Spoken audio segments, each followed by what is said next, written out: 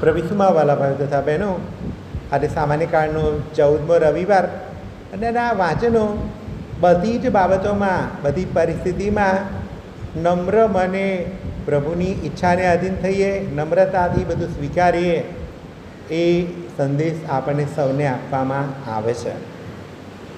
આજનું પ્રથમ વાંચન પૈગંબર ઝકરિયાના ગ્રંથમાંથી લેવામાં આવેલું વાંચન, લગભગ 535 કે 530ની આજુબાજુમાં આ વાંચન. આજનું આ વાંચન ખાસ કરીને બેકગ્રાઉન્ડમાં ઇઝરાયેલી પ્રજાને દેશ નિકાલ કરવામાં આવેલી, અને ત્યારબાદ દેશ નિકાલ થયા પછી જ્યારે રાજા સાયરસ સત્તા પર આવે છે ત્યારે આ ઇઝરાયેલીઓને કહે છે, તમારે તમારા પોતાના દેશમાં જવું હોય તો તમને સ્વતંત્રતા આપવામાં આવે છે, તમે તમારા દેશમાં જઈ શકો છો. અને એટલે ખાસ કરીને મોટાભાગે જે પૈસાવાળા લોકો હતા, સ્થાયી થઈ ગયેલા હતા, એ લોકો ત્યાંના ત્યારે જે પણ જેને ધર્મની અને એમની અને ભૂખ હતી, જેમને પોતાના મંદિરનું કંઈ લાગી આવતું હતું, પોતાના દેશનું લાગી આવતું, એવા બધા લોકો ત્યાંથી નીકળી અને પાછા આવે છે ઇઝરાયલમાં. અને પાછા આવે છે ત્યાં આગળ આમ તો એમણે એમના માટે કોઈને કશું રાખ્યું ના હોય કે ભાઈ ખેતર ખેડીને દ્રાક્ષની વાડી કે બધું તૈયાર ના રાખ્યું હોય.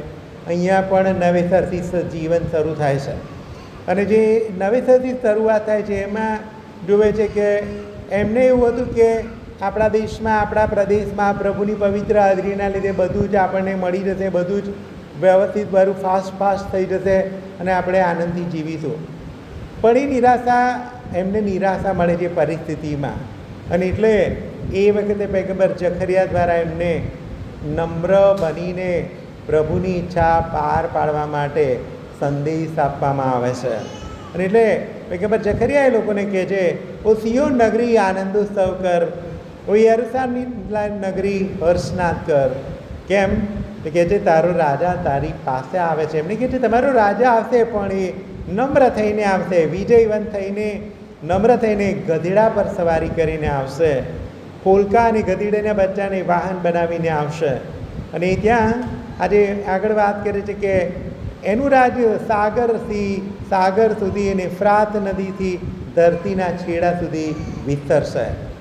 ખાસ કરીને ખ્રિસ્તીઓ આ વાંચનને આપણે તાળપત્રના રવિવારે જ્યારે સાંભળીએ છીએ, એ તાળપત્રના રવિવારે જ્યારે ઈસુ ગધેડાના બચ્ચા પર, કોલકા પર બેસીને આવે છે, ત્યારે આપણે આ વાંચનને યાદ કરીએ છીએ ને પ્રભુ ઈસુમાં આ ભવિષ્યવાણી પૂર્ણ થઈ એવું આપણે સમજીએ છીએ.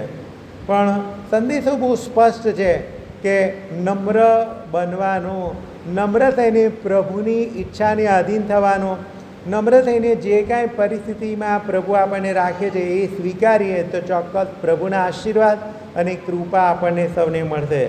બીજી બાબત, આજે પણ સાગરથી સાગર અને ફ્રાત નદીના છેડા સુધી આજે મોટા ભાગે ખ્રિસ્તીઓ, પ્રભુ ઈસુનું રાજ્ય એ શાંતિનું રાજ્ય છે. કદાચ દાખલા તરીકે હિટલર કે મુસોલિની કે ગમે તે દુનિયા પર બધા મોટા મોટા રાજાઓ થઈ ગયા, અને એ એમની સેનાનો એમને ગર્વ હતો કે કદાચ એમની પોતાની શક્તિ પર ગૌરવ હતું, અભિમાન હતું. પણ એ લાંબુ સમય ચાલતું નહીં, 5 વર્ષ, 10 વર્ષ, 25 વર્ષ. પણ ત્યાર પછી માણસ જેમ જેમ ઉંમરવાળો થાય એમ એની શક્તિ ક્ષીણ થતી જાય, અને ધીરે ધીરે એ બધાનો અંત આવે છે. પણ તેનું તો શું કાયમ રહે છે? એ છે નમ્રતા અને પ્રભુથી ડરીને ચાલ્યા હોય એ કાયમ રહેશે. અને આજે તમને ને મને પણ એ જ સંદેશ આપવામાં આવે છે. આજે પણ ખાસ કરીને દુનિયામાં 2.3 બિલિયન આઈધર કેથલિક કે ક્રિશ્ચન કે પ્રોટેસ્ટન્ટ કે ગમે તે ગણો, પણ એ બધાય તેને આજે ઈસુને માને છે. કેમ? એની શાંતિના સંદેશના લીધે, એના નમ્રતાના સંદેશના લીધે. આપણે પણ આ નમ્રતાનો સંદેશો આપણા જીવનમાં ઉતારવા પ્રયત્ન કરીએ. આનું બીજું વાંચન, અને બીજું વાંચન રોમના ધર્મસંઘ પરના સંત પાઉલના પત્રમાંથી લેવામાં આવેલું છે. અને ત્યાં 2 બાબતો પણ વાત કરવામાં આવે છે. એક બાબત એટલે લાઈફ ઓફ ફ્લેશ અને લાઈફ ઓફ સ્પિરિટ, એટલે સ્થૂળ પ્રકૃતિની વાસનાની જિંદગી અને બીજી આત્માના દોર્યું જીવન. અહીંયા ખાસ કરીને સ્થૂળ પ્રકૃતિની એટલે શારીરિક વાસનાઓ એટલું જ નથી, પણ એનાથી બિયોન્ડ અને એનાથી દૂર, એટલે એનાથી આગળ શું છે તો કહે છે માણસનો સ્વાર્થી સ્વભાવ, માણસના સ્વાર્થી સ્વભાવને લીધે જે બધી વાસનાઓ, ખાલી કદાચ વાસનાઓ એટલી શારીરિક વાસના હોય તો થોડા સમય પછી એ વાસનાઓમાં શાંતિ આવી જાય. કદાચ માણસ ઉંમરવાળો થાય ત્યારે એનામાં ધીરે ધીરે શાંતિ આવે, પણ જે સ્વાર્થની વૃત્તિ છે ને એમાં કદી શાંતિ નહીં આવતી. એ સતત ચાલુ રહે છે, સતત ચાલુ રહે. માણસ કબરમાં જાય ને ત્યાં સુધી એ વૃત્તિ ચાલુ જ રહે. કદાચ આ મારું છે, પેલું લઈ લેવાનું, બાજુવાળાનું લઈ લેવાનું, એ વૃત્તિ સ્વાર્થી વૃત્તિ છે ને હંમેશા ચાલુ રહે છે. કદાચ માણસ ગરડો થાય કે બધી પરિસ્થિતિમાં એ વૃત્તિ બદલાતી નથી. અને એટલે સંત પાઉલ આજે સ્પષ્ટ સંદેશો આપે છે. ત્યાં કહે છે કે તમને બધાને ઈશ્વરનો પવિત્ર આત્મા આપવામાં આવ્યો છે. અને એટલે ઈશ્વરનો પવિત્ર આત્મામાં આપવામાં આવ્યો છે એટલે સ્થૂળ પ્રકૃતિની વાસના અનુસાર, સ્વાર્થની વાસનાઓ અનુસાર સ્વાર્થનું જીવન ના જીવતા પવિત્ર આત્માનું દોર્યું જીવન જીવો. એ સંદેશો દરેકના માટે, તમારા અને મારા માટે આપવામાં આવે છે. એટલે ત્યાં કહે છે કે સ્થૂળ પ્રકૃતિની વાસના અનુસાર એની ઓશિયાળા થઈને આપણે જો જીવન જીવ્યા તો મર્યા સમજજો.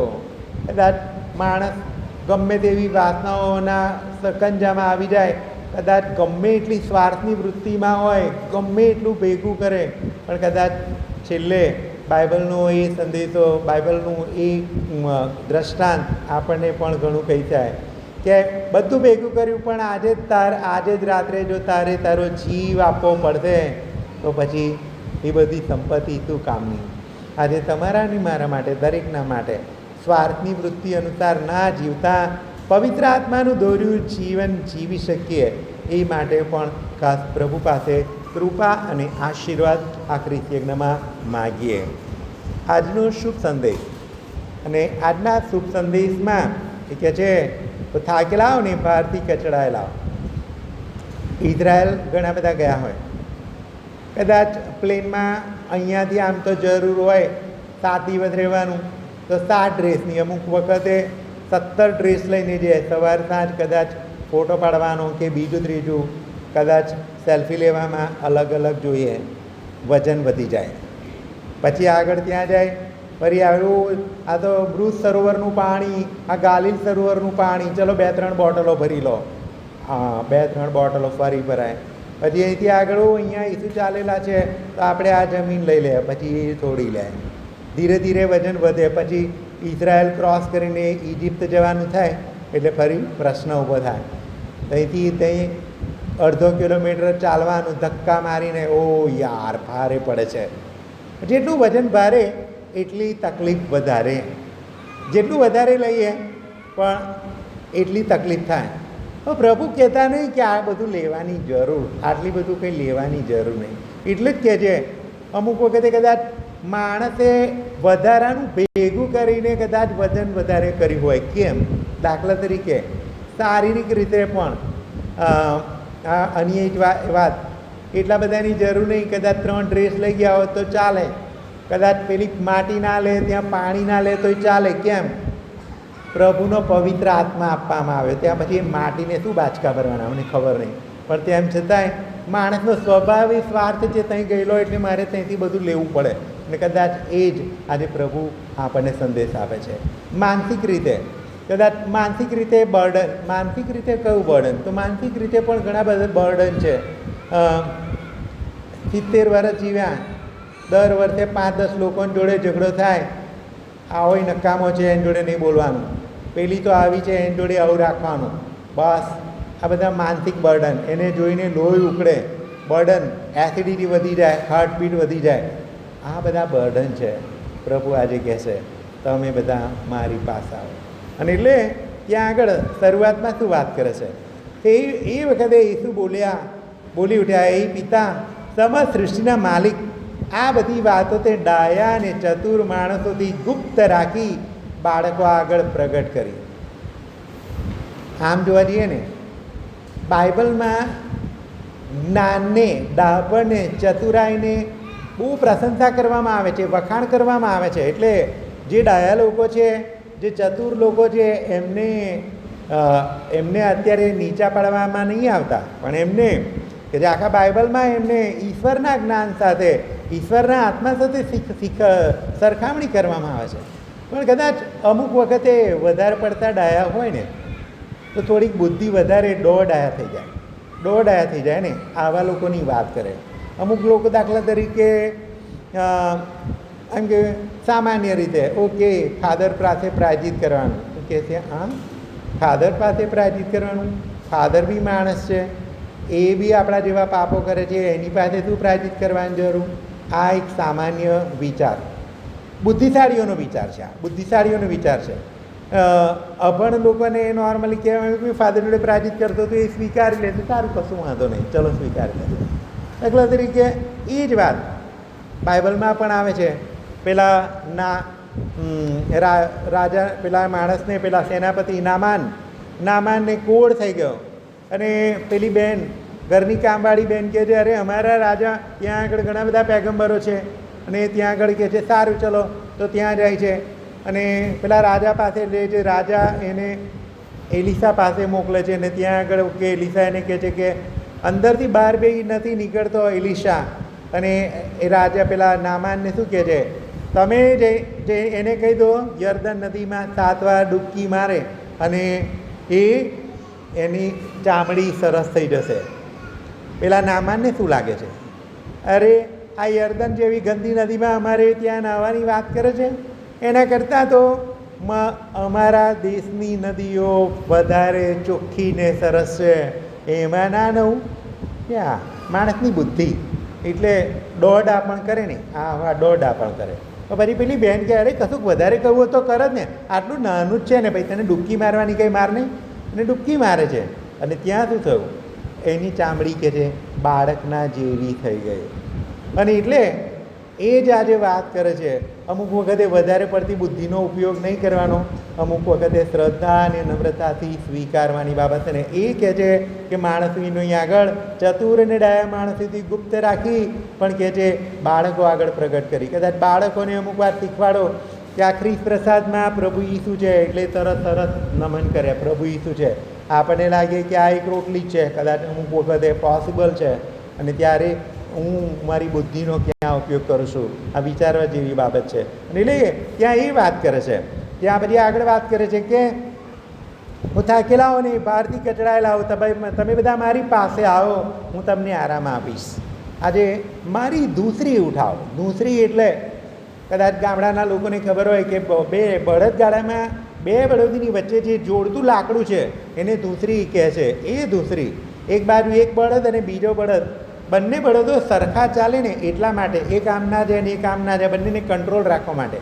અહીંયા મારી ધૂસરી ઉઠાવો એટલે એક બાજુ કોણ છે બળદ, એક બાજુ ઈસુ પોતે તમને મદદ કરવા તૈયાર છે, બીજી બાજુ તમે એક બળદ છો, તમે કે હું, આપણે બળદ છીએ. જ્યારે એની સાથે ખભા મિલાવીને પગ મિલાવીને જો એની સાથે ચાલીએ તો એની દિશામાં ચાલીએ ને તો મેં આગળ કહ્યું ને એ બધું ના આવે. અત્યાર સુધી પેલા 50 જણા નકામા છે એ મગજમાં લઈને ના, તો ઈસુ શું કહે છે, મારા રસ્તા એના રસ્તા કયા છે, તો એના મારા જેવા નમ્ર બનવાની બાબત હોય તો કહે છે માફી આપો. ત્યાં એ વાત કરે છે. મારી ધૂસરી, એની ધૂસરી એ છે તો કહે છે કે માફી આપો, પ્રેમ કરો. અને એટલે તરત બર્ડન ઓછું થઈ જાય. જો ઈસુની ધૂસરી ઉઠાવીએ તો એ કહે છે પેલું ભૂલી જાઓ ને યાર, માફી આપી દો, આટલું બધું લેવાની જરૂર નહીં, ઓકે એ બધું ઓછું કરી નાખો, ફક્ત જરૂરિયાત મુજબનું લેજો. તમને ને મને અમને બધાને કહ્યું છે, બધા વધારે ભેગું ના કરતા, કંઈ શુભ સંદેશ ફેલાવા જાઓ તો બી વધુ ફેલાવ ના, તમે 2-3 જોડી જ રાખજો, સિમ્પલ વસ્તુ કહે. પણ માણસનો સ્વાર્થ બધું ભેગું કરવાની વૃત્તિ, અને પછી વધારે ને વધારે થઈ જાય એટલે પછી શું થાય, ઢગલો થાય, પછી ઉચકવાનું ભારે પડે, પછી હાથ દુખે, ખભો દુખે, કમર દુખે ને બધું દુખે. પ્રભુ કહે છે મારી ધૂસરી ઉઠાવવાની સહેલી છે, મારો બોજો હળવો છે. પણ શું કરીએ, કદાચ તમને ને મને પહેલેથી જ એ પ્રભુના કરતાં શૈતાનિક વૃત્તિઓ અમુક વખતે વધારે આપણામાં હોય, કદાચ એ પ્રેરણા વધારે આપતી હોય. ને સંત પાઉલજી કહે છે કે સ્થૂળ પ્રકૃતિની વાસના દરેકમાં રહેલી છે. પણ ઘણી બધી વખતે કદાચ જેને આપણે વધારે પોષતા હોય એ વધારે આપણામાં ચાલતું હોય. કદાચ આત્માને વધારે આપણે ખાવાનું પીરસીએ તો કદાચ આત્માનું દોરું જીવન જીવાય. હંમેશા કદાચ સ્થૂળ પ્રકૃતિમાં રચ્યા પચ્યા રહીએ તો એને અનુરૂપ જીવન જીવાય. તો બને પ્રભુ પાસે કૃપાને આશીર્વાદ માગીએ કે આપણે પણ આ સ્થૂળ પ્રકૃતિ અનુસાર નહીં પણ પ્રભુની દૂસરીમાં એક બીજા બળદ તરીકે, પ્રભુના સાથી તરીકે ત્યાં જોડાઈ જઈએ અને પ્રેમ, શાંતિ, નમ્રતા અને એના સાથે જઈએ તો ચોક્કસ પ્રભુ જે કહે છે કે હું થાકેલા આવો ને બહારથી કચડાયેલા આવો, તમે બધા મારી પાસે આવો, હું તમને આરામ આપીશ. ચોક્કસ આપણને આરામ અને શાંતિનો અનુભવ થશે. પિતા અને પુત્ર અને પવિત્ર આત્માને નામે આમીન.